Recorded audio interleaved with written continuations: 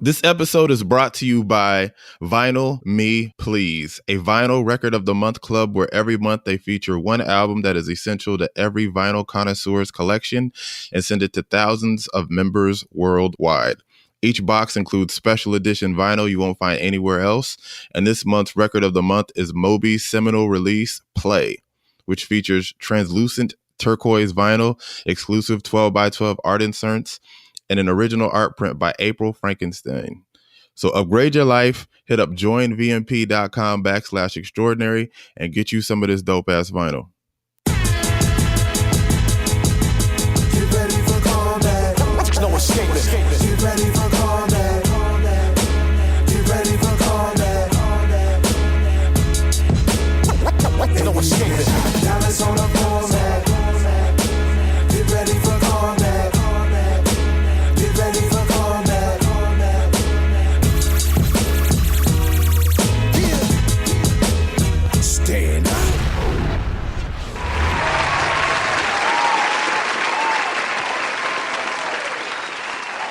And welcome to the latest installment of An Extraordinary Negroes. It is your boy, Jay Connor. And this is Alex Hardy. And no, you are not listening to the Combat Jack Show. We just wanted to kick off our show by paying homage to the man who had a tremendous impact on both myself, Alex, and the creation of the show, the pod god himself, Mr. Combat Jack, who lost his battle to colon cancer last month. The podcast community has been reeling ever since. I've been getting blown up with texts and calls and everything, and it's just been just a nonstop conversation since he passed. And I actually wrote a tribute to him over at The Root. So if you haven't read it, I highly encourage you to do so. And Alex, did you have any thoughts about Combat Jack's passing? Definitely, it's an unfortunate situation, but it is good to see, the respect and the love that he's getting. People being forthcoming with, their love for him and how he's inspired more people than I actually realized, not just in the podcasting game, but just in social media and in the media in general. So Definitely going to be missed. And I'm glad to see that people are, paying tributes and being real about, the force that he was in the industry. Yeah, especially just because an overwhelming majority of us as Black folks, well, as people of color in general and as Black folks specifically, didn't even entertain the idea of getting into podcasting until, he opened that door. So as somebody who had a tremendous impact on me on a personal level, definitely deeply saddened by his loss. And, we're very grateful that we're in a position to keep his legacy alive, as evidenced by, shout out to the lovely Shanita Hubbard, who wrote an article about that over at The Root. Yeah, I've actually been reading a lot more about him in his passing, seeing people post more about his days as an attorney and how he was instrumental in a lot of deals and getting a lot of people put in the game in general. So I definitely learned a lot that I did not know. His reach definitely extends far, far beyond just the podcast game. Yeah, word. On a more positive note, what you been up to, Black man? Well, firstly, here in this fuck-ass winter, just avoiding the cold, trying to keep my melanin aglow at any cost. Easing back into writing. I went to California for a bit in December just to kind of escape the cold a little bit. And I did a mental health first aid course out there for the LA Children's Hospital, which was dope. And I'm just trying to do more of those and trying to set myself up to, get out here and teaching people how to be the best selves they can be and how to be a better support for the next person. And yeah, got some things coming out in the next coming weeks that I'm trying to stay on top of, writing wise, get this book deal together so I can be an even more extraordinary Negro. How about you? Word. Yeah, as we mentioned previously, The Root did a write-up on podcasts that are keeping Combat Jack's legacy alive, and we were named as one of them. And it was written by Shanita Hubbard. Shout out to the incomparable Shanita Hubbard. So shout out to her for that. Other than that, just been really damn busy. I had something that just got published finally by Zencastr on how technology is being used to amplify voices within the disabled community. I've been doing a lot of stuff for creators of color. I was just on set yesterday for that. That was really dope. Hopped on the Tamarindo podcast. I don't know if it's out yet. So hopefully I didn't ruin the surprise. Well, but I'm over there talking about the Golden Globes, which was a really fun experience. I love those two ladies. Shout out to them for having me come through, and they're my new BFFs. And I'll be on a NABJ panel later on this month. So yeah, just keeping them moving, staying busy, and I got a couple other things in the works. So yeah, it's just great to see that, we're just continuing to stay focused and stay driven and keep being extraordinary Negroes, live up to our namesake. And Anything else would be fraudulent. word. And also, we want to take some time to show some love to people who drop us some reviews off. We always want to reciprocate that love. So Felix says, I got into you guys last week. I just finished the most recent episode, and I must admit, I'm absolutely hooked. Keep doing what you're doing because it's absolutely relevant and amazing. Thank you for the love on that, Felix. That's what's up.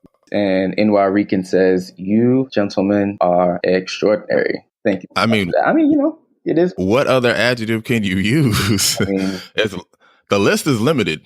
You know what I'm saying? Super doesn't just quite. Super's not quite big enough. I don't think so. Shout out to you, NY Rican, for your astute commentary. Word. So shout out to everybody for showing us love. And again, if you love what you're hearing as much as we love hearing from you, please drop us off that 5-star review on Apple Podcasts. So if you show us love, we always make sure to reciprocate it. And shall we hit this hot take? Let's go. The latest installment of the Love and Hip Hop franchise has arrived, and its breakout star, Afro-Latina powerhouse Amara La Negra, has inexplicably been catching all kinds of hell for a deep, dark, delicious skin tone. Because self-hatred is apparently still a thing in 2018, she's been accused of everything from spray tanning to rocking blackface and even getting melanin injections to achieve her milk chocolate complexion, which is about the stupidest shit I've ever heard. Finally, we got to talk about Love and Hip Hop Miami cast member Amara La Negra. In the show's premiere episode, the Dominican singer checked a music producer who challenged her for identifying as Afro-Latina. Now, while many love the singer's big, beautiful afro and dark skin, some have accused her of donning blackface and pushing her African heritage a little too hard. Reducing her to posting her own childhood pictures and videos on her social media accounts in order to silence her detractors. So taking this absurdity into account, what does this deluge of slander that Amara La Negra's face teach us about how colorism has poisoned the Black community?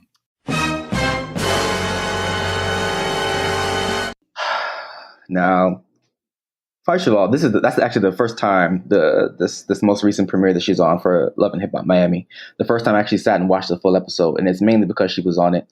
But it's actually not surprising seeing what this bitch Young Hollywood had to say about her. What he said is actually not surprising and not new, and it's something that a lot of Afro-Latino people actually have grown up hearing, as far as their hair, questioning their identity, thinking that she's sensationalizing, this Black thing, like it's a fad or something that she's trying to use to push herself or advance herself professionally. Young Hollywood actually, he did a great job of encapsulating like a lot of what people hear as far as the name calling. When he called her Nutella Queen, first of all. Oh, now you fucked up.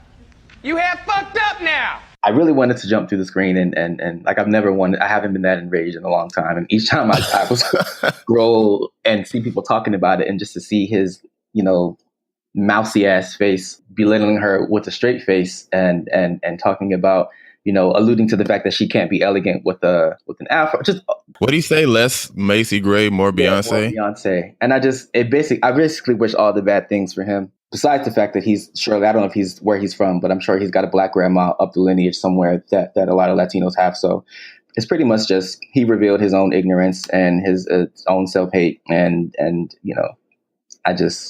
if he fell down a flight of stairs on the next episode, like that would probably be my favorite episode of television this year. Okay, but more specifically, what about the hell she's been catching from Black people is what we want to talk about. Because the fact that she is, like you said, posting pictures from her childhood, young pictures of her with Celia Cruz, it's embarrassing. The fact that she has to go to this link to prove who she is, who she's been for all these years. You have people, commenting on trying to quantify her Blackness. It's embarrassing. It's embarrassing. Shout out to her for the strength to even be proving herself. She doesn't. It's a waste of time, I think, but it's foolishness. The spray tanning thing sounded dumb to me. The blackface thing sounded kind of silly. But when niggas said like melanin injections, I was like, what the fuck? Is that a thing? Does that even exist? And I mean, the fact that I even had to like ask that question made me realize, well, with a lot of the tanning and everything that, people of the dominant culture tend to participate in, I was like, maybe it is. Maybe they do get melanin injections. I don't know, but it's just really fucking silly. You know what I'm saying? It's like 1 second everybody wants to be, it's desirable to be light. And then now when somebody is embracing who they actually are as a dark skinned woman, they're still catching shit for it. Like, oh no, there's no way you're naturally this dark. You must have done something to, amplify that. Like, it's just Shut the fuck up. come on, man. It's sad. Niggas, y'all got to do better than this, man. Come on now. We should definitely embrace her. I'm here for it. She's absolutely gorgeous. Honestly, I saw her after I heard about it because I guess the premiere came on and I just kept seeing her name pop up everywhere. And I was like, who the hell is this Amara La Negra? And then I saw her and I was like, She's your queen to be. oh shit, she's bad. So I love her. Hopefully we can get her on the show. Hint, hint, nudge, nudge if, her people are listening. And yeah, y'all got to come off that, man. Got to do better. Patreon. Mr. Hardy, could you tell the fine people at home why Patreon is such a important component of what it is that we do here at the Extraordinary Negroes?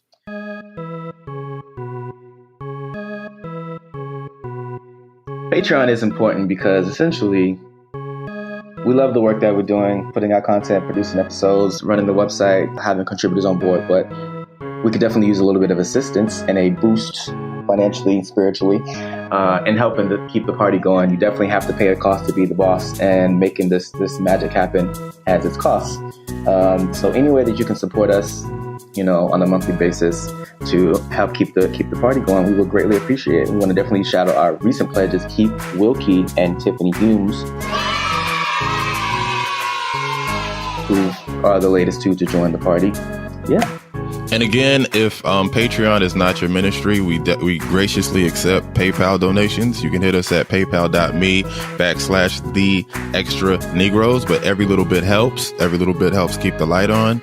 And that's one last time I got to rob and, break into your house and steal your couch. You know what I'm saying? So helps you out to help us. Word. So on our last episode, we had Quinn G. Yes. What'd you hear about it? It was actually, I've heard a lot of good things. For those who didn't listen, for whatever reason, you sinning bastard. We had Quinn G to talk about why winter is such a hard time of year for so many of us. And we just talked about ways that we can be successful this time of year and just not feel like we're in the shitter through the colder months. One person was inspired to actually go get one of those ultraviolet blue lights to kind of help combat the winter sads. And another person, hearing Quinn talk about why socially for families, for example, this can be a hard time, actually and push one friend to have a difficult conversation with her friend that she had been avoiding. She had been not going home for Christmas for a couple of years just because of all the drama that awaited at home. And hearing Quinn talk about, it's a time of year where you're forced to be around, a lot of people who you may have had issues with through the rest of the year, help this person and her mother have a conversation that they had been putting off for years and years and years and years and years. And it also pushed her to actually go looking for a Black therapist in their area, another thing that she had been putting off for a long time. So shout out to Quinn, country counselor on Twitter, for coming through and blessing us with her expertise. And that's country spelled with a C. Yes. I mean, not my bad. Without a country spelled with a U. My bad. A C and a U. Yeah, I think this episode did so well just because it's just something that a lot of people just do not want to talk about. Because, you hear happy holidays. And for a lot of us, that's an oxymoron. Me personally, I wasn't looking forward to the Christmas holiday. I know there's plenty of other people that feel that same way. And I think it's important that we discuss why it is that we feel that way. And, some of the challenges that we face, you know what I mean? Like we talked about economic anxiety and things of that matter and, engaging with people that we don't necessarily want to. So I thought it was very important to talk about. And that's what a lot of people were telling me, that they were very grateful. I remember talking to Brenda from Tamarindo, and she was telling me that, it reminded her about how depressed she was in her old place and how she got she had to move out and rectify the lighting situation in there because it just brought her spirit down. And that's just something that we don't necessarily always keep in mind about why we might feel a certain way when we're home or, affecting our mood. So shout out to Quinn for coming through and blessing us with, such a dope ass story and dope ass information. Hopefully we can find a way to bring her back. But who do we have on today's episode, Mr. Hardy? On on today's episode, we have Mr. Dave Anderson, an author, coach, and a speaker. He's made great success and huge triumphs in the field of radio. And he's going to talk to us about his journey, how he's come a long way as an author and a salesperson, and how he's out here getting as an independent Black man in the 2018. Word. And hopefully he'll talk to us about his Black Boys Win initiative, which is very important. Definitely something we like to see out here. But before we get to that, let's get to some motherfucking shrimp and grits. My favorite. It's the questions. It's the questions, boy. It's the questions. It's the questions. Come on. The questions. It's the questions, boy. It's the questions. It's the questions. Yeah. The questions. It's the questions. Oba 1911 asks, with the role of the woman expanding more and more every day, is society more accepting of stay-at-home dads? Good question. I don't think we're as accepting as we probably could be. I think that just because of the way we've been conditioned and because of whole ass patriarchal roles and small thinking, we tend to think of men as needing to be the breadwinner and the provider and the person who goes at home and slays the dragons to feed the family. But I've actually seen a lot more men actually becoming comfortable staying home and switching roles. Because maybe the woman was further along in her career when a baby came into the picture, or maybe the wife is just in a better position to go out and work while the man wants to stay home and better himself and go to school. It's not something that I think people still joke about it. People will still have their things to say, but I think it's something that we are seeing more and more. And I think, there's nothing wrong with if a father wants to stay home and change the diapers. And I think it's foolish to limit ourselves to those archaic roles of genders and relationships and how things should, quote unquote, function in the household. Word. Folks got to get off that antiquated bullshit. And I think it's definitely, as long as all parties involved are contributing to creating a healthy, safe, loving environment, I don't see any problem whatsoever with a man being a stay-at-home father, whether it's with child or, whether it's with children or without. I know that with my sister and my brother-in-law, Josh, shout out to them.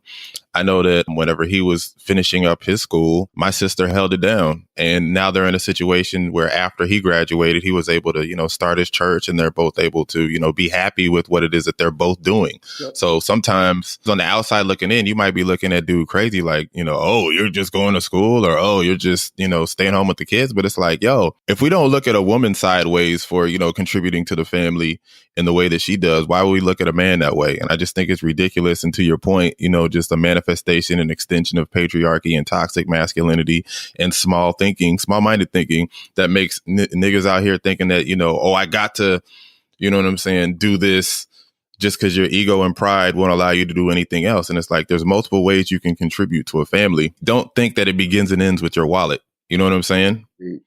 I think another reason people may have problems with it is because, for whatever reason, we don't see the work that women typically do at home as work, like raising a family, keeping kids alive and safe, feeding your hungry ass, keeping the house together. Like, that is work. That is hard work. And that is, obviously, we see niggas out here living like Slavs well into their 30s and 40s. It's not something that everyone can do. It's just as important as going out. It's a balance. You need both pieces. So if you're out here working outside the home and bringing in paychecks, you come home, you expect peace. Who brings you that peace and who makes that possible? So if a man want to switch up and give, take on some of that responsibility from his wife, fucking so be it. Live your life. And there's a lot of women out here that are going, knocking out their 9 to 5 and then coming home and changing those diapers and holding down the house too. You know what I'm saying? And it's like, that shit is not for the weak at all. So tremendous respect to anybody who's doing that. But yeah, if you can, whatever works for y'all. I wish to God I can find somebody to pay my bills and keep my NBA league pass on while, I hold down the house. I will happily, do so. You know what I'm saying? So maybe I should put up an application or something. But yeah, definitely some applications in here. Word. So yeah. Shout out to the stay-at-home parents. Law asks, what book written by a Black person most influenced your life?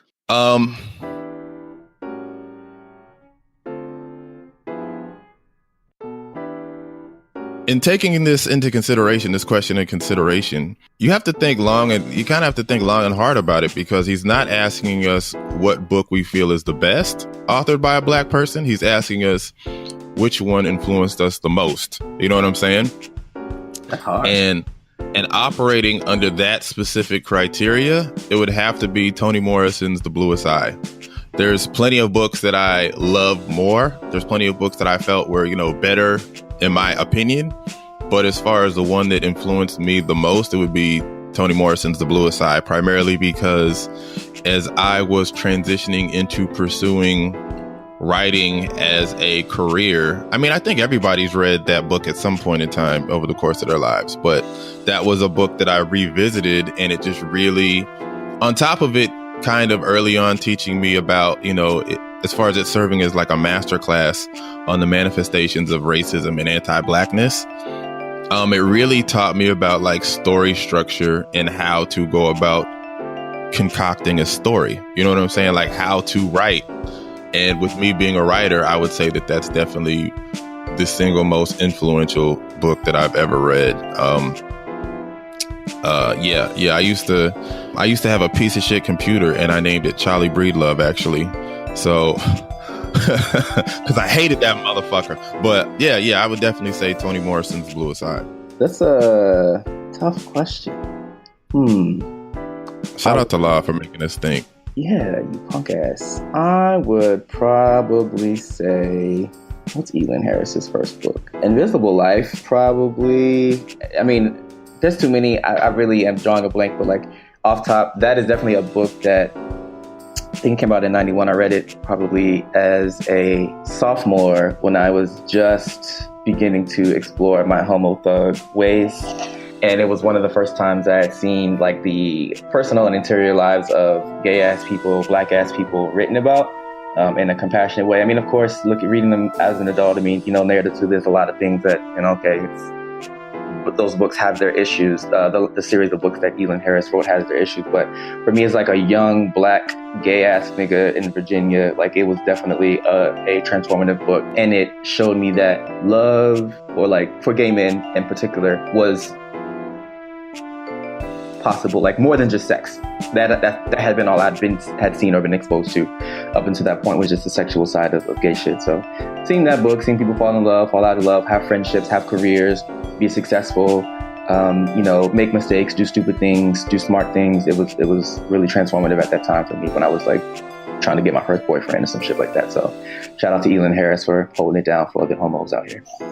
Thanks a lot for that question, making us think. I wasn't expecting that. Word. And if you have any colorful, creative questions for us that you would like to answer you would like for us to answer on the show, you can hit us up on social media. You can drop us an email at theextraordinarynegroes@gmail.com. If you run into us, you can drop it off that way. You can text it to us. Any way you can get a hold of us, definitely give us these questions. We love to answer them on the show. And shall we get to this interview? Let's do it. Hailing from Philadelphia, Pennsylvania, Dave Anderson is a best-selling author, business coach, and motivational speaker who has helped hundreds of businesses reach their full potential by making smart, calculated decisions that lead to deep pockets and exponential growth. As a member of the prestigious Forbes Coaches Council, Dave has become the go-to business expert and sales trainer for thousands of entrepreneurs with aspirations of joining Camp Low and making Lucchini fall from the sky. Ladies and gentlemen, boys and girls, mumble rappers, and the wayward souls who love them, Mr. Dave Anderson.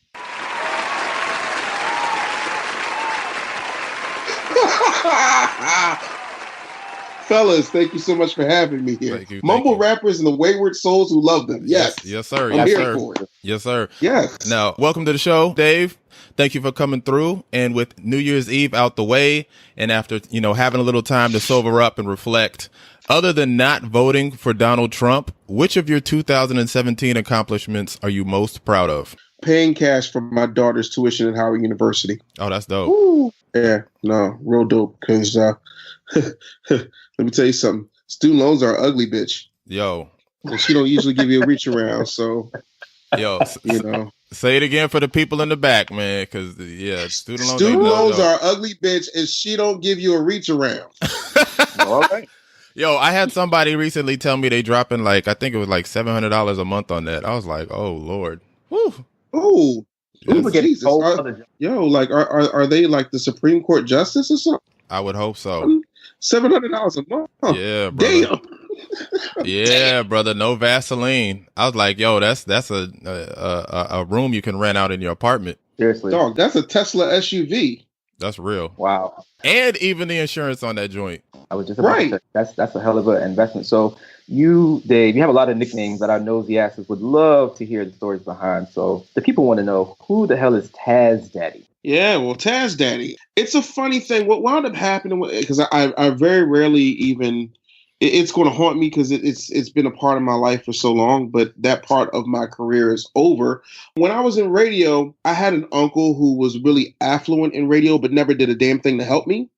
And I saw this thing about Nicolas Cage. I was reading Entertainment Weekly, and I didn't know that he was Francis Ford Coppola's nephew because he changed his name after Luke Cage.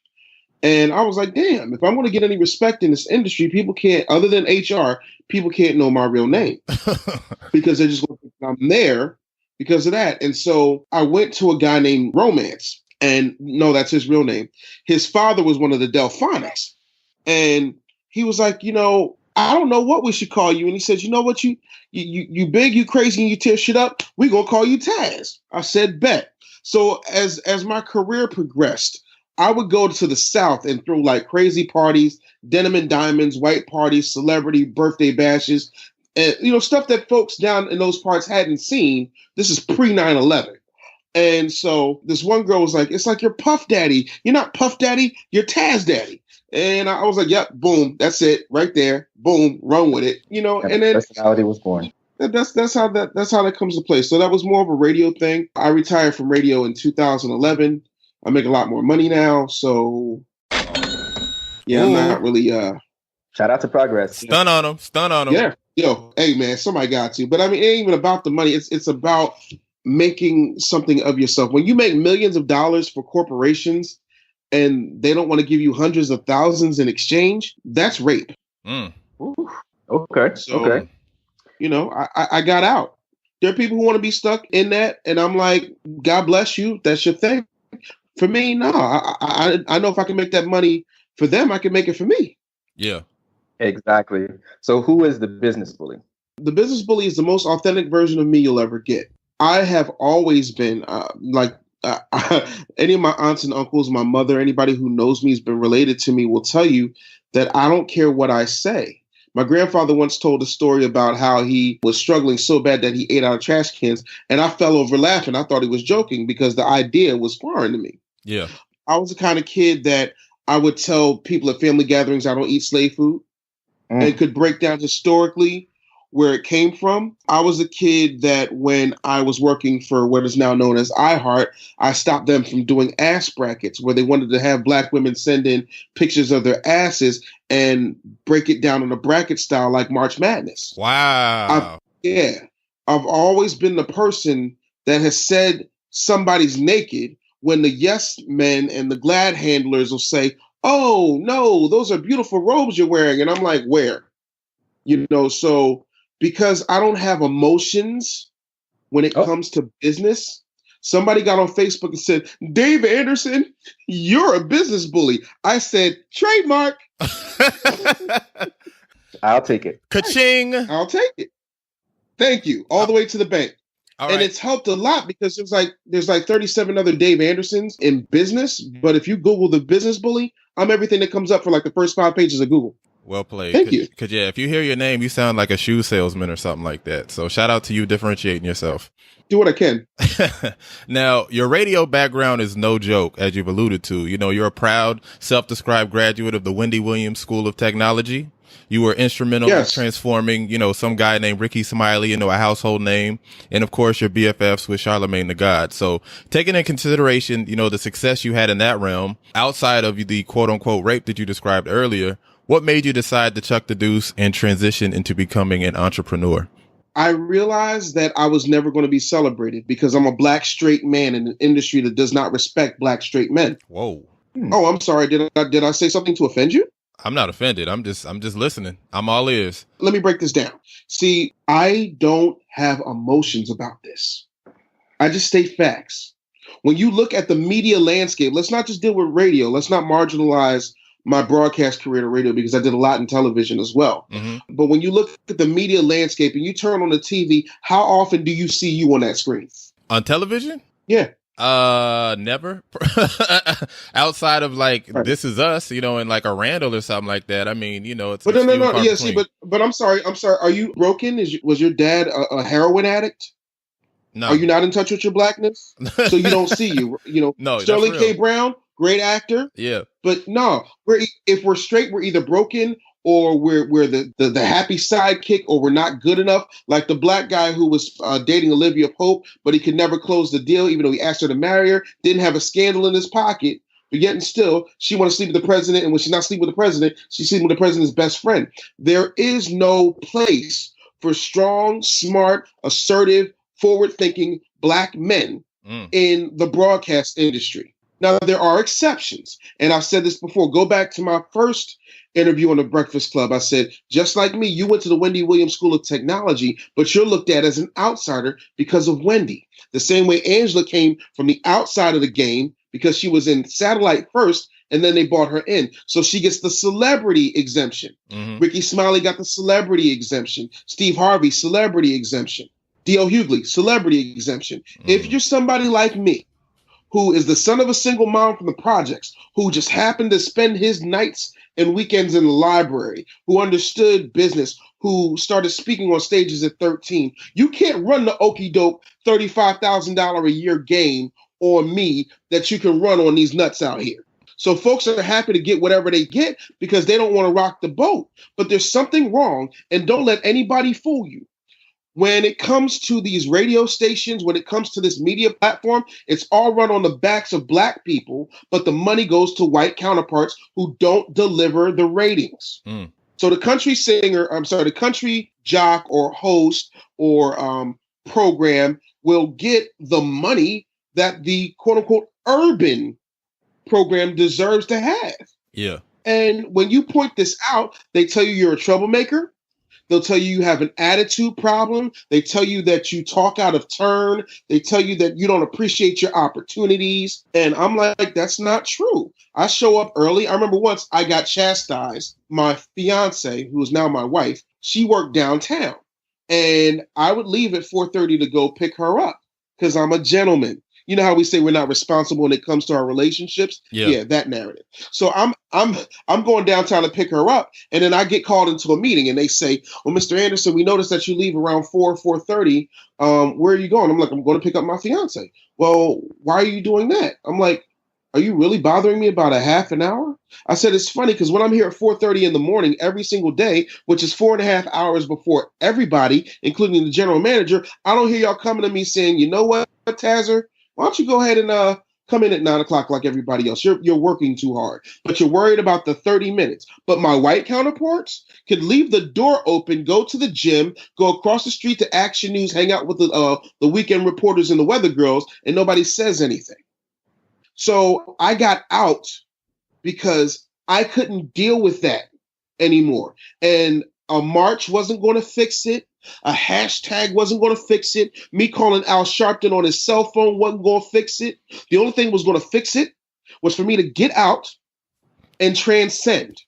Because now it's a different conversation, you know. And when I say what I say, I'm saying this as humbly as I possibly can. There's a reason I can, you know, go to WGCI, hop on their morning show and not have to worry. You know, or I can go to New Orleans and do the same thing, or I can go to LA and do the same thing. Yeah. Because now I've transcended he's just another jock. I'm not like you guys anymore because I did it without the machine. Mr. Anderson left the Matrix. And now that I'm pulling people out, you can't touch me. Autonomy is the greatest weapon a black man has in society, period. You can't fire me. Y'all can't Harvey Weinstein me. What you gonna say? I'll pinch my wife on her ass? But you got some pictures of me. There's probably 300,000 pictures of me with fans. Some of them are probably cute. Yeah. So somebody could come up with that. But guess what? There's no job to fire me from. What you going to do? Call Comcast and get rid of my internet? No, that's the thing. The most dangerous man in the room is the one with nothing to lose. Yeah. Ladies and gentlemen, meet the most dangerous man in the room. Yeah, yeah. No, I definitely feel you, because I mean, I'm definitely at a point now where I'm actively working towards being 100% self-sufficient and not relying upon a publication or a studio or anything like that to pay me. So I completely understand, and I commend you for putting yourself in that position to reclaim your own sovereignty. I appreciate that. I feel like you can't tell your children shit if you're not doing the thing you're telling them to do. And it's a whole lot of us around here like hypocrites. I can't tell my kids to shoot for their dreams if they don't see me living mine. Whew. That's a word right there. That's a word. Yeah, but see, that's the one that hits people in the gut, and then they get mad at me and say, well, not everybody can do it. And I'm like, you know what? You're absolutely right. If you fight for your limitations, bitch, don't expect me to tell you anything other than you get to keep them.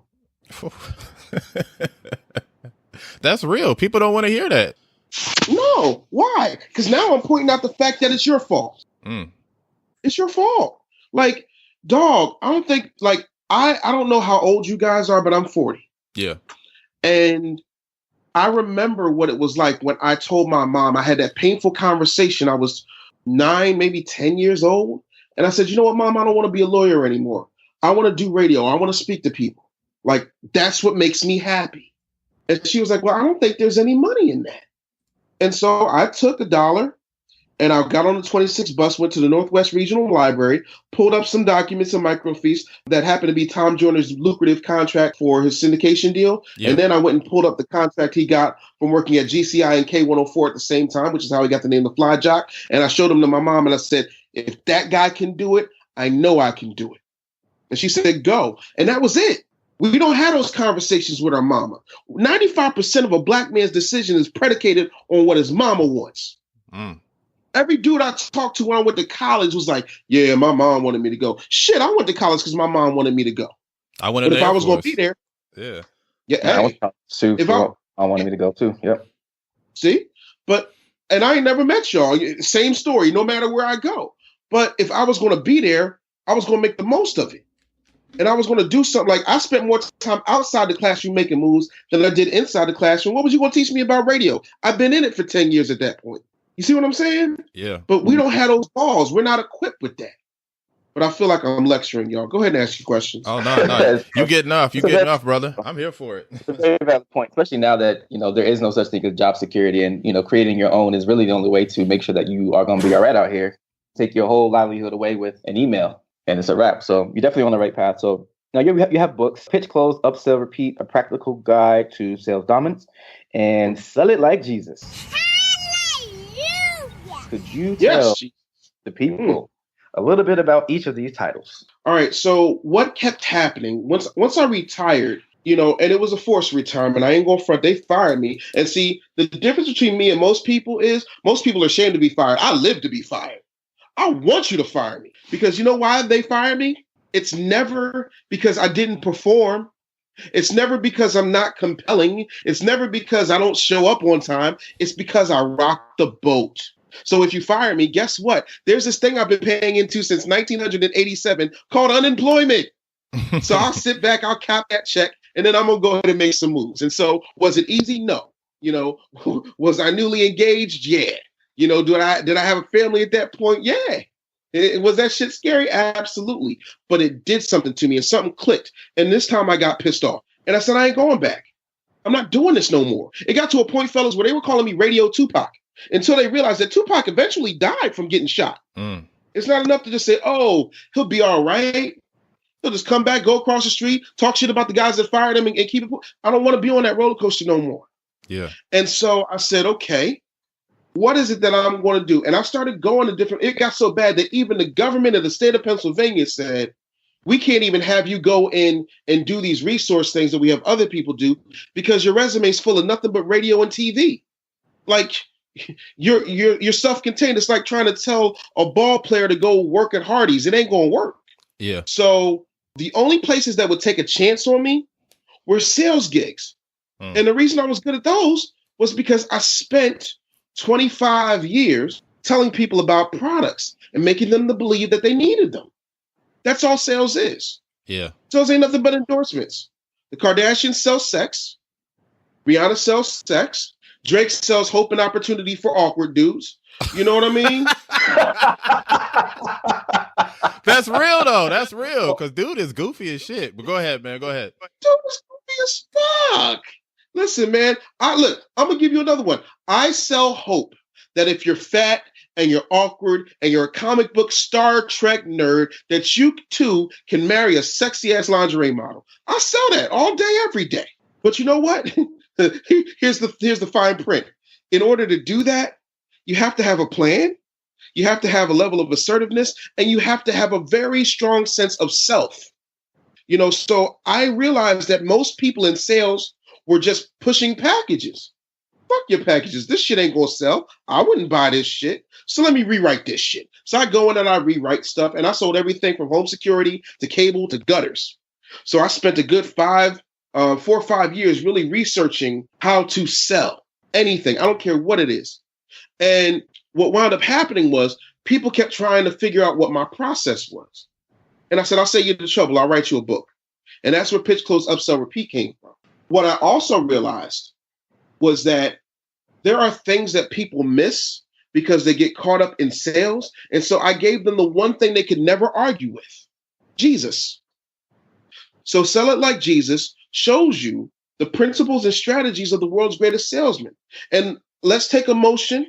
Let's take religion. Let's take spirituality. Let's take slavery and all of that out of the equation. And let's deal with numbers. $9 trillion at the box office. Jesus Christ. $33 million every Sunday in tithing alone. Jesus Christ. Ooh. The most sold book in the history of the written language. Jesus Christ. Yeah. A message of hope, turning the other cheek, turn your weapons into plowshares. Jesus Christ. Giving people miracles, taking people who did not matter to society and making them matter. Allowing people to start talking about you so you don't have to. Who do they say I am? Who do you say that I am? I say you're the Messiah. Well, Peter, on this rock I will build my church. Building and creating confidence in your sales staff. Go out and make disciples of the world. If you're a sales manager and you can't get your team fired up enough to become your disciples and then for them to go out there and get their own and spread your word, you suck. Sorry. And for 2,000 years, we've been talking about Jesus. And in that regard, Jesus stands alone. Not Buddha, not Krishna, not Muhammad, not even Moses.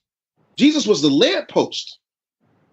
And he said, this is the way. Christianity didn't come along until 200 years after the accession.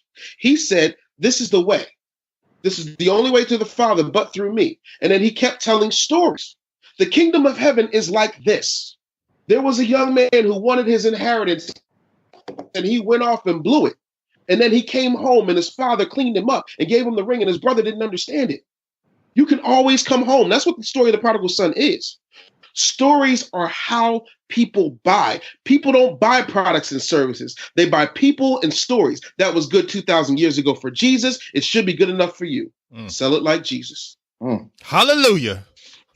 So since we're both writers, so, as two niggas who peddle words to editors and publications for a living, what attributes make for a great salesman?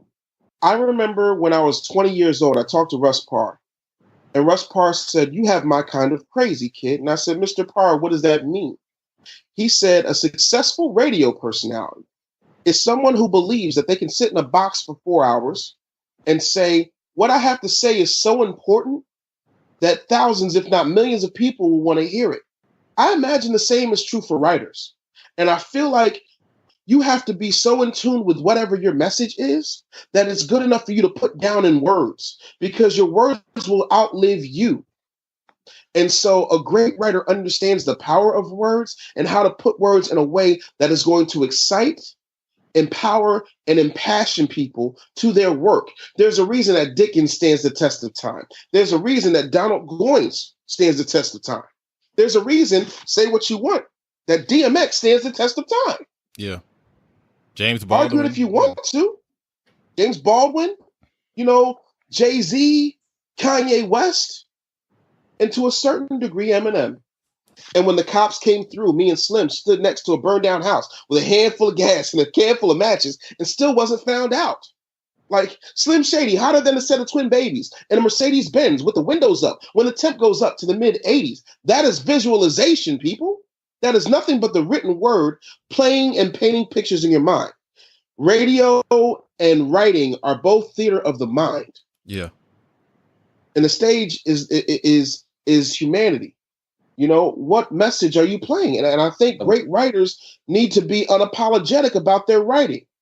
They need to be smart about their edits. And if your editor is editing your writing to the point where it loses your voice, fire the editor. Oh, God.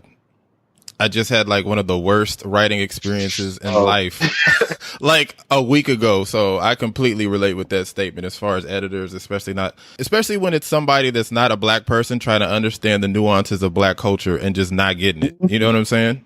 Yep. Yeah. I've had that too. I'm like, yo, I don't talk like this. What are you doing? No, change it back.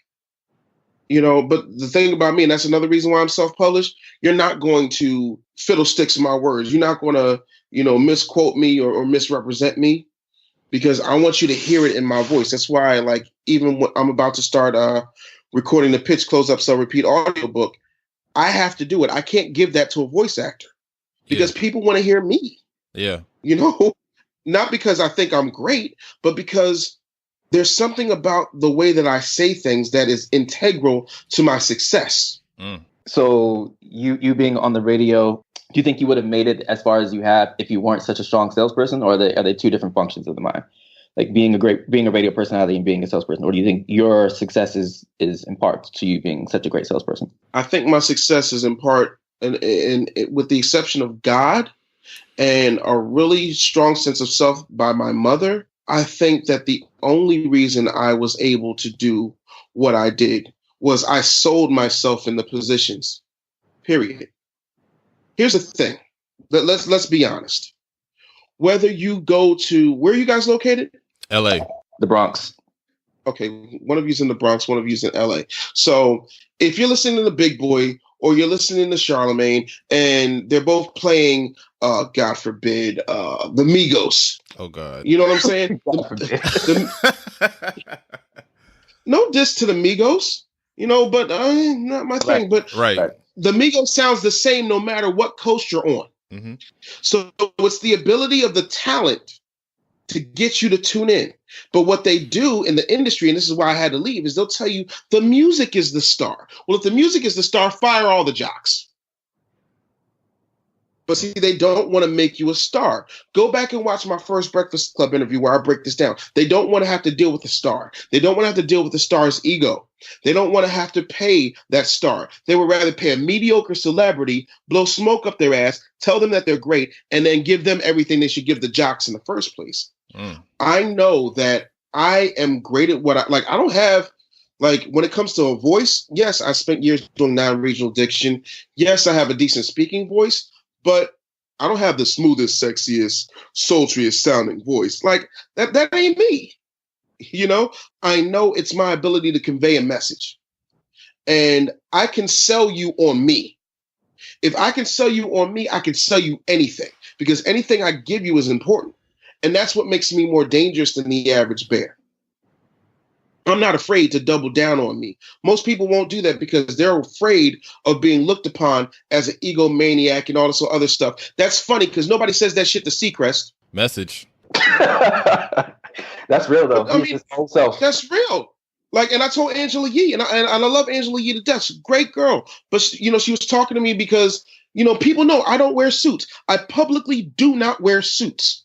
Say that again. Because a suit, fuck suits. A suit ain't got shit to do with my level of professionalism. Go back and read and watch the quotes. I said, I know people got $1,000 suits and $200 commission checks. A suit is to make them feel that you're safe. It doesn't dictate how much money you're going to generate for them, how much an audience is going to relate to you. None of that. It's to make sure that you can show them your teeth. But guess what? When Zuckerberg got the initial first round offerings for Facebook, he didn't wear a suit. He wore a robe and pajamas. Nobody said shit. Steve Jobs, nobody said shit. Dave Anderson, you got a problem. Why? Am I not as brilliant as them? Have I not given you a track record that you can Google of people who are household names that I helped get there? Yeah. Les Brown, Ricky Smiley, Wendy Williams, DJ Clue, George Wallace. We could do this all day. There's a whole bunch of local and national syndicated personalities who will tell you, whether they give me full credit or partial credit, that I was integral in some way, shape, or form in helping this industry. So you're going to tell me that my level of work ethic, even though I've got R&R awards, Billboard awards, and I ain't never recorded a record, you're trying to tell me that somehow I'm not professional because I won't wear your suit? Fuck you. Respect my genius. But see, a lot of brothers won't say that because a lot of brothers are beholden to the system. And unfortunately, all I got are marks down my spine from being unplugged from the matrix. But I'm free and I'm happy and my black ass can fly and it makes them nervous. A lot of that is about making other people feel safe, disarming everybody, letting people know that you're approachable and you're one of the good ones as far as having pull it together. It really doesn't speak to who you are, what you represent. You can wear a suit and still be a shitbag with no talent. So it really doesn't mean anything about what you have to offer. So I love that approach. Fuck a suit. Absolutely. Word. Fuck. Now, your Black Boys Win initiative is the greatest thing since the Black Panthers trailer. Let's just get that out the way. Now, for those who are unfamiliar, oh my God, thank you. For those who are unfamiliar with what it is, Black Boys Win is the happiest accident I ever had. I was looking for something to donate to because I feel like I'm extremely blessed. And when I looked, I saw a bunch of bullshit. And I tried to touch on it, but some people don't want me touching on it. But I'm going to tell you the truth. I don't like our people being raped for PR. Let me break that down a little bit further. There are a bunch of celebrities who have a bunch of nice little retreats on their happy little ranches or hanging out with the mouse, and they'll send these kids down there and they'll tell them to cut their hair, or they'll have a bunch of drill sergeants wake them up at 5 o'clock in the morning and make their asses do push-ups, and then they'll send them right back to the same hood, to the same mamas, to the same crackdown uncles, abusive daddies, or whatever the case may be, with no plan on how to help them grow, with no plan on focusing on how to harness their dreams and make money. The money conversation never happens unless it's be like me, because I wear 6-button suits and a toupee, but I shaved that off and now I'm great. So I got angry because I didn't see anything. Or you got people like Steve Perry who loves suits and loves a traditional education that I feel is complete and utter bullshit now. Oh my God. In all fairness, full disclosure. I was just about to say Steve Perry, so talk your shit, brother. Full disclosure, this waffle-colored Negro is an amazing individual. He's got plenty of degrees. That's great. So do I. I don't have a doctorate, but I got plenty of pieces of parchment that say I'm smart. So let's try this a different way. Let's take away my parchment. Let's make the playing field so uneven. Oh, but wait, I got a 2-time Philadelphia School District Teacher of the Year finalist as a mother. My Uncle Jimmy, her older brother, he was on the team that helped develop a thing you call the Jumbotron. So I don't come from dumb. My grandmother, also an educator. Stepfather, also an educator. So I have a lot of opinions about the school system, because let's face it, how many stars are in Orion's belt? Exactly. You don't fucking care. And you don't fucking know. But if you don't know that, then you can't possibly win Are You Smarter Than a Fifth Grader? So tell me what the fuck that's going to mean to me if I'm trying to survive drug dealers who are out here making this money, or telling me to make a run for them and they making bread. Or I see these cats out here rapping who also have to go through drug dealers in order to get their records played. Let's not act like it's just some magical osmosis a process. Yeah. So if I got to get to, the drug dealers or the gangsters in order for them to fund me, then I'm still in the same boat. So rapping don't take you out the hood neither. Oh, but let's forget, I'm not particularly athletically inclined. So there goes sports, but you'll cut the debate team, you'll cut the arts, you'll cut drama, you'll cut anything that's going to encourage independent thought so that you can run with a ball. So unless you're a super nerd or you're Bo fucking Jackson, you're fucked. Yeah. And so when Steve Perry starts talking about, we need to put them all in suits and they need to cut their hair and be more professional. Dude, you got the complexion for the protection yourself. Yeah. So you can sit up here and hang out with Steve Harvey and make yourselves feel good by shaving a kid's birthright and telling them not to grow a beard. Or you can sit up here and look at one of my favorite heroes, Mr. T, who literally changed 4 industries before 1986 and continued to thrive and be positive and tell people to love their mothers and eat their breakfast and say their prayers and take their vitamins. Yep, take your Mr. vitamins. T revolutionized the television industry. There would be no WWE in the way that it is without Mr. T. There would be no Saturday morning cartoons without a black major character if it wasn't for Mr. T. And most importantly, there would be no black major action figures if it was not for Mr. T. Four industries. Mr. T, no suits, and an assload of chains. And David Letterman sat up there and asked Mr. T, aren't all those chains heavy? And Mr. T gave the epic response that it's heard from here all the way through the diaspora. And it was, you didn't ask my ancestors were those chains heavy when you enslaved them. Ooh. That, ladies and gentlemen, is why. Because people ask me this, well, why do you wear a mohawk? Why do you wear that beard? I wear it because it was good enough for Mr. T, so it's great enough for me. Because Mr. T was woke before it was a hashtag. And that's what we miss, because y'all so busy getting caught up on pieces of paper that all they're good for is wiping your ass and making people feel like you approved. You know, when you were a freed man in those times in between, but right before and right at the end of Civil War, before Juneteenth, you had to show people your papers. So now black people show people their papers on their wall and say, I got a degree, so I must be smart. I'm sorry, A plus B don't always equal C. So I looked and I couldn't find anything that focused on entrepreneurship, that focused on real mentoring, that focused on growth. And so I created Black Boys Win. It's an online learning portal like EDX or Udemy that is focused on young black boys, not boys of color. You can go ahead with that, Obama. I'm cool. Not boys of color. You good with that, Usher? I'm cool. If you're black, come see me. Yeah. If you're black with a penis, come see me. Anything else I can't speak to, and I'm not going to act like I should. Yeah. Because guess what? While we're so busy being all inclusive, you go to New York City. There's a little Italy. There is a Koreatown. There's a Chinatown. You go to LA, there's a Koreatown, there's a Chinatown, there's a little Italy. You go to Philadelphia, there's a Koreatown, there's a Chinatown, there's a little Italy. What do black people have? The hood. People of color town.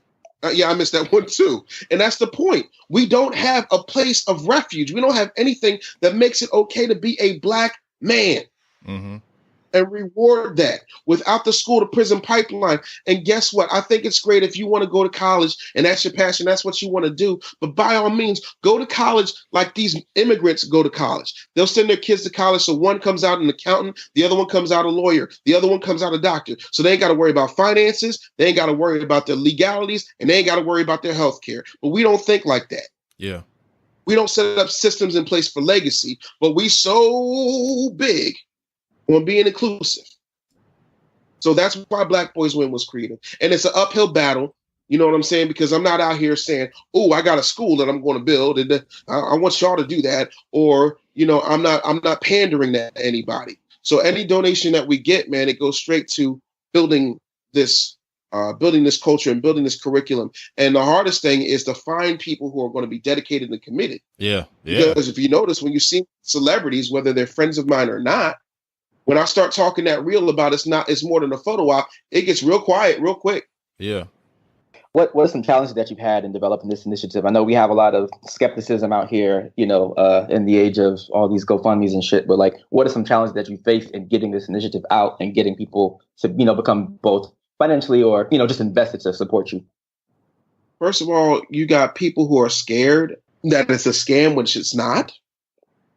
Because the real scam is the fact that when I look at Howard University, where I send my oldest daughter, right, I pay cash for her tuition. I said at the beginning of the show. Yeah. I'm not trying to take up all your time, so forgive me. I'm a little long-winded. Nah, cool. But I pay cash for her tuition. In her dorm and in many dorms on that quad, the Wi-Fi is out, but I pay for the Wi-Fi. So why is the Wi-Fi out? You know what that means? I have a black daughter in a town where 273 girls who look just like her were abducted and still not solved. She has to get off of campus, go down to McDonald's and use the free Wi-Fi. Why? When I'm paying cash tuition. Why is it that my daughter doesn't have her door on her closet in her dorm room at Howard University, which is the Harvard of HBCUs? Why is it? Yeah. When the buildings are old, so they're already paid for, where the fuck is the money going? But then you want to talk to me about your skepticism? Fuck you and your skepticism. Anybody who signs up can go. There's an online portal and a membership site. You want to know why? Because this ain't for everybody. There's an application process. I don't just want your money. I want you to do something. But there's a for-profit institution that is taking money and can't put a door in my daughter's closet? For real? Yeah. Okay. And on top of that, I'm not hotep enough. Because if I started talking diaspora and Pan-Africanism and Ujawa or whatever the fuck it is, you know what I'm saying? Then I'd get 400,000 too. Yeah. It's that conviction. Yeah. Apparently, I'm just saying. Yeah. You know what I mean? Like you can say whatever you want, but there's a blackboyswin.com. You can say whatever you want, but there's an online portal. Mm-hmm. Now, I ain't building no school. I'm not looking for that. So I'm trying to do something that everybody can get to. It's mobily optimized. I ain't trying to hear the bullshit. You know what I'm saying? But everybody's got something to say, but I don't see nobody doing no work. And before I pointed it out, wasn't nobody saying shit. Y'all was cool with Usher doing his little all-inclusive people of color. Y'all were cool with Obama having a program called My Brother's Keeper that ain't geared toward brothers. Yeah. But y'all want to question me? Fuck out of here. Yeah. Now, an interesting component of your initiative is teaching, these young men Spanish. Why do you feel it's important that Black children learn another language? Because every other child in every other major developed nation speaks 2 to 3 languages. Yeah. We're the only arrogant fucks that only speaks 1. Por qué? I got a cousin right now named Kina. You know what my cousin Kina does for a living? She lives in Osaka, Japan. And she teaches rich fucking businessmen English so they can come over here and snatch shit up. Mm-hmm. We're not, do you understand? Like, we're not in the conversation. Mm-hmm. White people can afford to know one language because they're white people. And everybody on the planet is scared of white people. And so people move heaven and earth for white people. But guess what?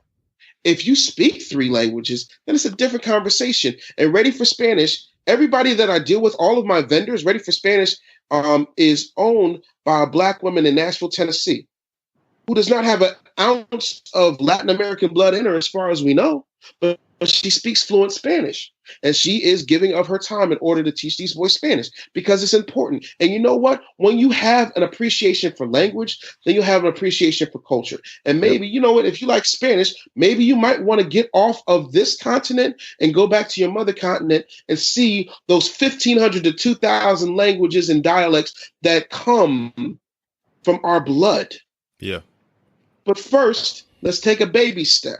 Hola, ¿cómo está usted? Me llamo Dave Anderson, de Business Bully, muy macho, mucho dinero, vaya contigo, da la cuerpo la alegría Macarena, que tu cuerpo la espada la alegría cosa buena, Macarena, hi. Yeah.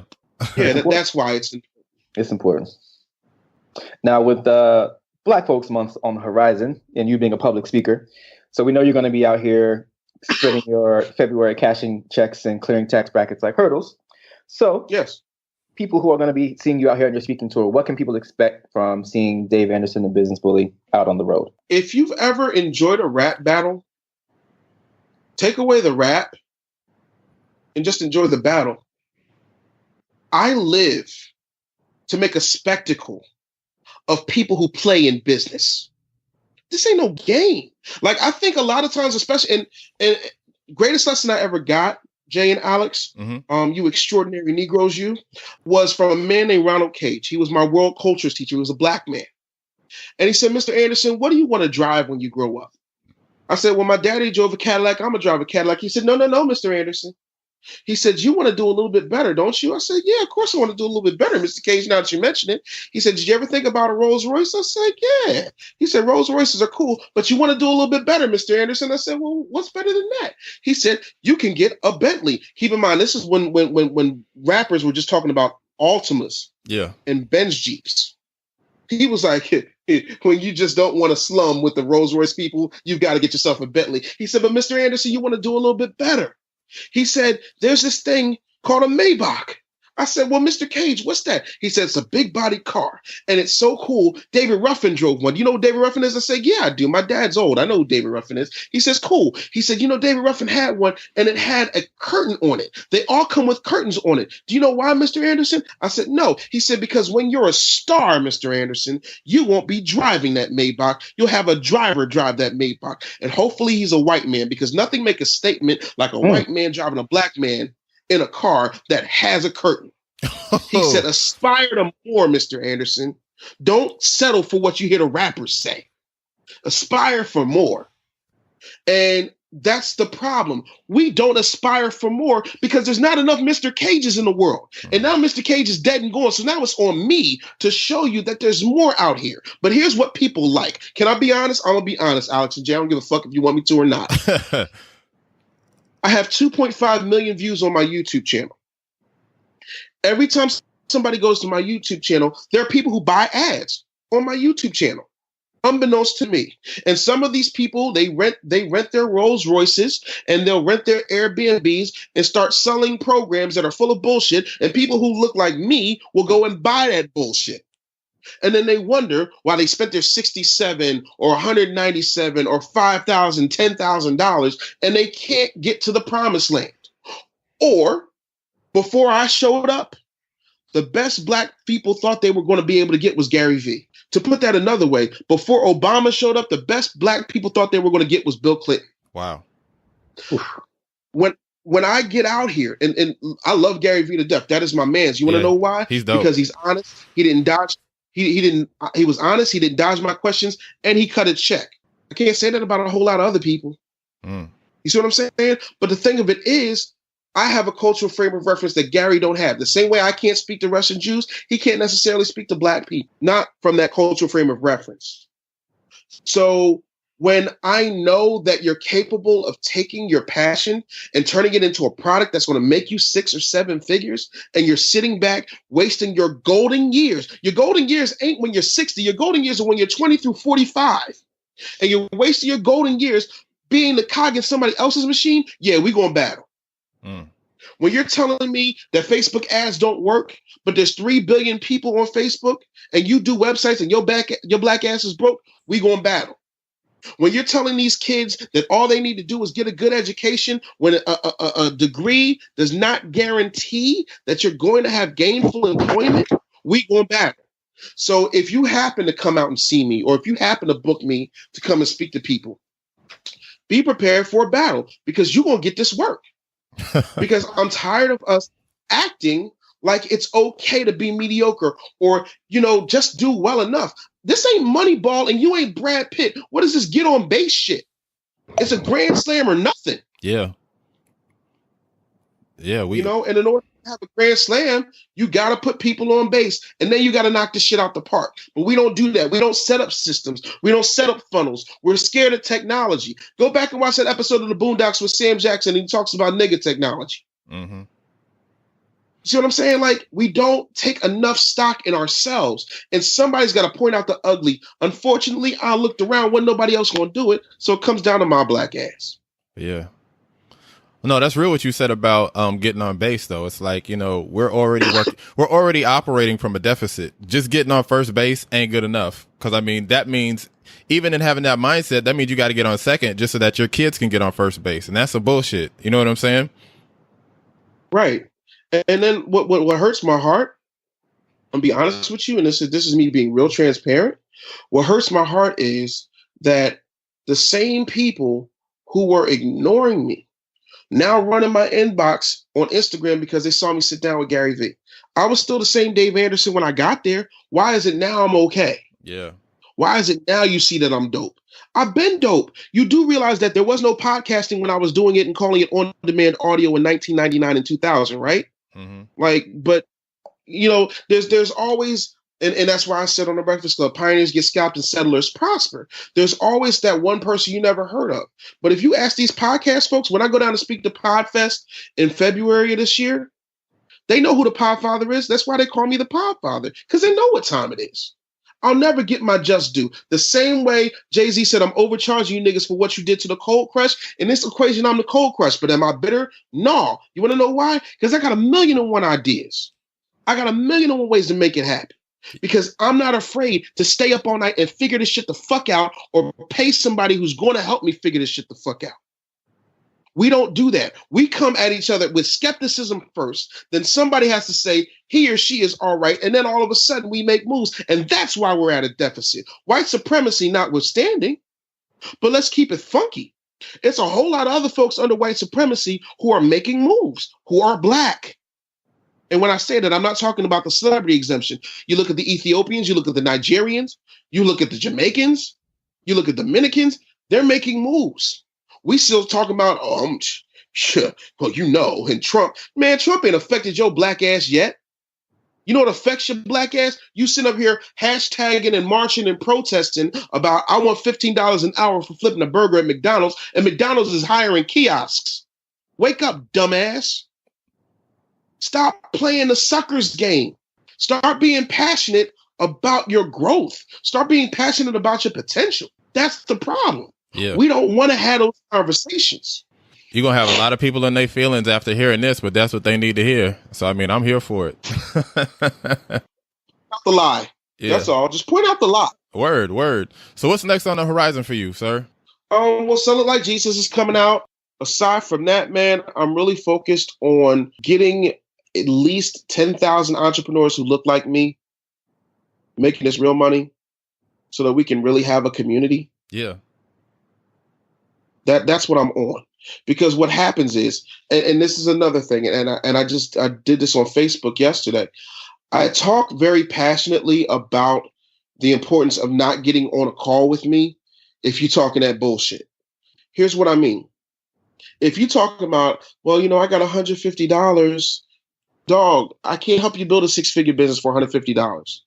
But I can show you some shiesty ass coaches that'll take your $150.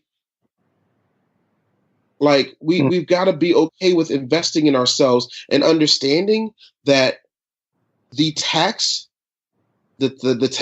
machine becomes your friend when you're an entrepreneur. Don't let this new tax shit fool you. Mm-hmm. The way the system is set up, it's set up for business. We're an industrial nation. And the real gold rush right now, gentlemen, is influence. And so I'm looking to build 10,000 influencers who really want to make it happen, who can invest in themselves and who are looking to take their situation to the next level. Because me and my team, we ain't playing no games out here, bro. And my team look just like me. We black. And we making it happen. Period. Yeah. And I'm unapologetic about that. And I don't feel like it's unreal. It's unrealistic to spend your best years making somebody else rich when you make it $15 an hour, or you happy about 50 grand. Like that's doing something. Yeah. Why am I making more money out of radio than I did when I was in radio, but I was making radio more money than I'm making now? Let me slow that down. Why is it that I'm making more money out of radio when I was making more money for radio when I was in radio than I'm making now? In other words, they made an assload of money off of my talent, my time, my wit, and my innovation. But I didn't see the benefits of that. Why is it unrealistic for you to take that same talent, time, wit, and imagination and put it towards your own machine? What's wrong with you building a system for you? What, because you don't have an example of doing that? Oh, but you know what I mean, y'all, we keep voting Democrat because our mama did it, but we don't really know why we're Democrats. Yeah. Because they don't do shit for us. Mm-hmm.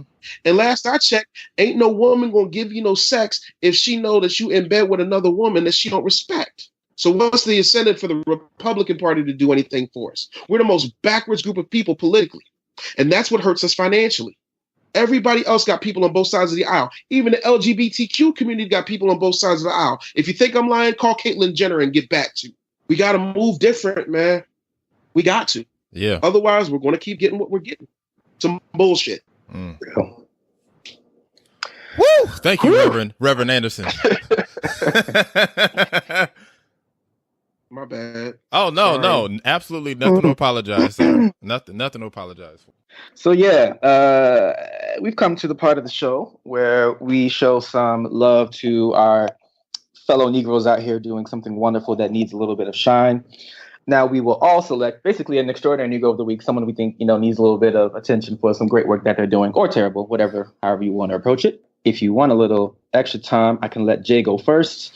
I'll go ahead and go first so he can think on his answer. I'll go ahead and go first. Yep. I'm going to circumvent the obvious answers because I'm sure Alex probably has one because he's a basic bitch. But mine's is I am going with Unique Jones Gibson of Because of Them We Can, who was a previous guest of our show.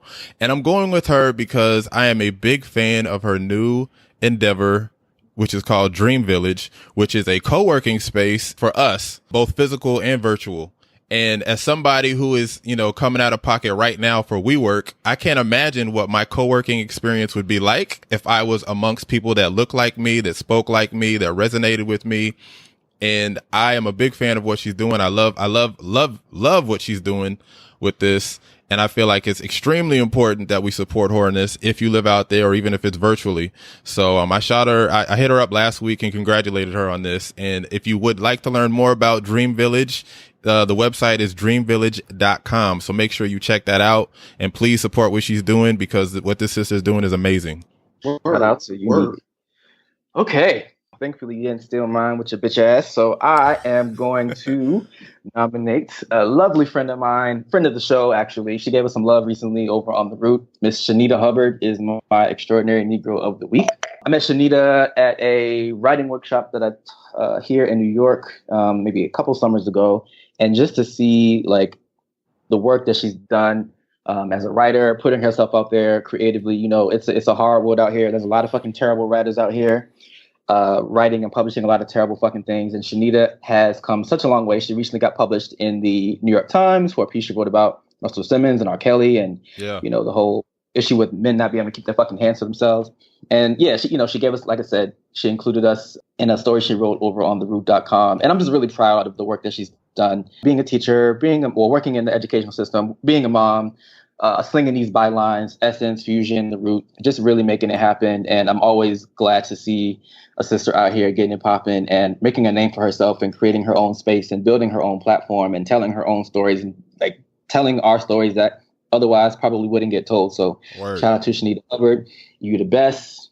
Can't wait to come down to PA and kick it with you. Shout out to Miss Hubbard. Much love to Shanita Hubbard, one of my favorite people on planet Earth. Word. She's in PA? Yes, sir. Yep. Gotta meet her. Gotta make that happen. Definitely. Yeah, she's the best. Do I get to go? Yes, you do. Yay! I've got something really good. There's a lady in Georgia named Monique Knight.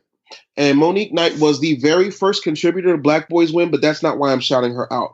I'm shouting her out on behalf of moms who have a shit time trying to find good clothes for the young boys that are stylish, that don't have monkeys on them like H&M. She started a place called Rivet Boys, and RIVETBOYS, Rivet Boys, and she has an online as well as a brick and mortar store with all different types of outfits. It doesn't matter if you're trying to dress your kid for Easter or for Halloween. If you want your kid to be stylish as you are as a dad, rivetboys.com has everything you could ever possibly need. And she did this out of a frustration as a mom trying to find good clothes, good quality clothes that express young Black kids. So, I mean, she has everything from traditional African garb to stylish stuff that you would expect to see a young man wear at a nightclub to stuff that's cute for picture day, man, all for boys. And I can tell you, as a father of two daughters, when you go to a clothing store, there's never a shortage of stuff for girls. I don't have that problem. But when it comes to these boys, man, let me tell you something. When my wife and I found out we were having a child, we were hoping for a boy, and then we went into the stores, and this is like the boys section is like as big as an iPhone, and the girls section is half the store. And you begin to realize that there's an innate bias there when it comes to quality. It's just like, give a boy some t-shirts and some jeans. No, dress him up, get him suited and booted, make him feel good about himself. Yeah. Not in a, wear a suit because it's cute, but wear a suit because you feel good about what you're wearing, no matter what it is. And so she's leveling the playing field. And so I salute Monique Knight because she's a one-woman army with the situation. And not only did she believe enough in her vision to take action and invest in it, but she believed enough in my vision for Black boys that she was the very first Black Boys Win investor. Yo, Buying clothes definitely is a challenge for boys, so I'm definitely going to check that out today. Absolutely. You're welcome in advance, Aiden.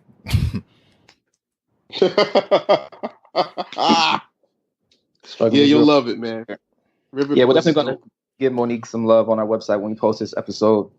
Thank you, Dave, for coming through and blessing us with your brilliance and your lovely perspectives. I'm sure we're going to be hearing a lot about this episode for damn sure. Please, real quick. Please direct all hate mail to dave@businessbullyshow.com. Bring it, bitch. I want it directly. Let's not just leave it in the comments section. Yeah, Come see. Let's talk. You about to get so many damn Nigerian email scams. You know what I'm saying? every email you get about is about to start with the word dear.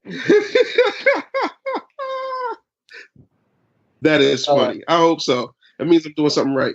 Yeah. Dave, where else can the people find out what you have going on the internet? You can go to businessbullyshow.com, Facebook.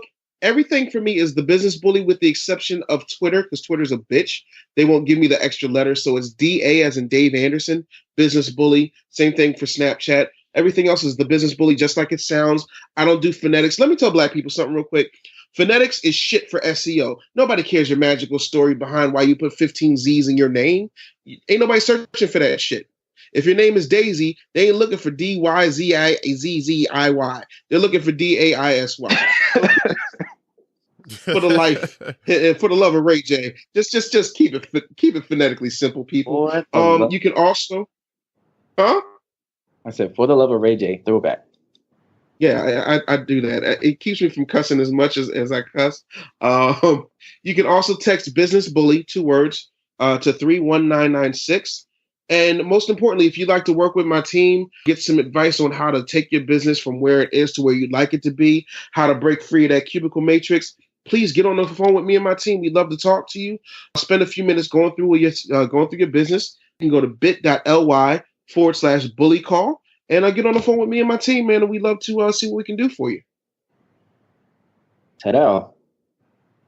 All right. So again, thank everyone for listening. Definitely subscribe to the Extraordinary Negroes on Apple Podcasts, TuneIn, or your platform of choice, wherever you consume your podcasts. If you are hearing our lovely voices, please be sure to drop us a review. Hit us with those 5 stars on Apple Podcasts, because if not, you're a racist. Be sure to follow us on Facebook as the Extraordinary Negroes, Twitter and Instagram at The Extra Negroes, and at theextraordinarynegros.com, where we have a bunch of awesome content, and you can find everything we've ever done right there.